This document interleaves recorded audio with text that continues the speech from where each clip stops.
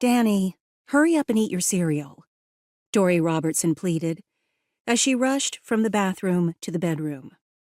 Quickly pulling on a tweed skirt and a sweater, she slipped her feet into black leather pumps and went back into the kitchen. "Aren't you going to eat, Mom?" "No time."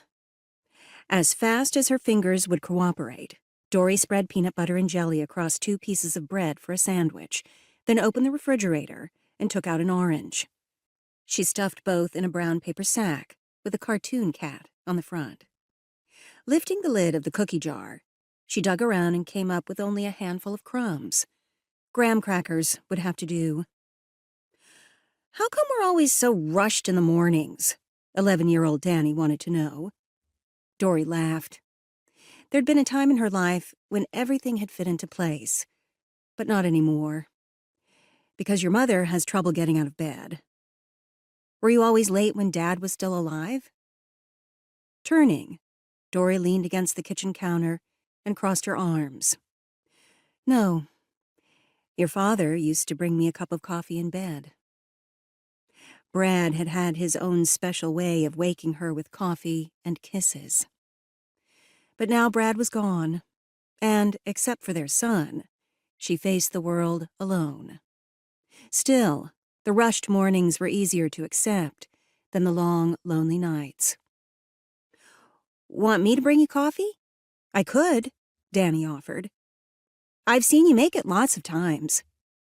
A surge of love for her son constricted the muscles of her throat, and Dori tried to swallow. Every day Danny grew more like his father. Tenderly, she looked down at his sparkling blue eyes and the freckles that danced across his nose. Brad's eyes had been exactly that shade of bottomless blue, though the freckles were all hers. Pinching her lips together, she turned back to the counter, picked up a cup, and took her first sip of lukewarm coffee. "That's very thoughtful of you," she said. "Then I can?" "Sure. It might help." Anything would be better than this insane rush every morning. "Now brush your teeth and get your coat."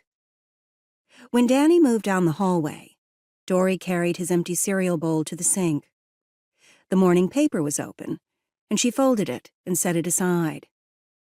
Danny used to pore over the sports section, but recently he'd been reading the want ads.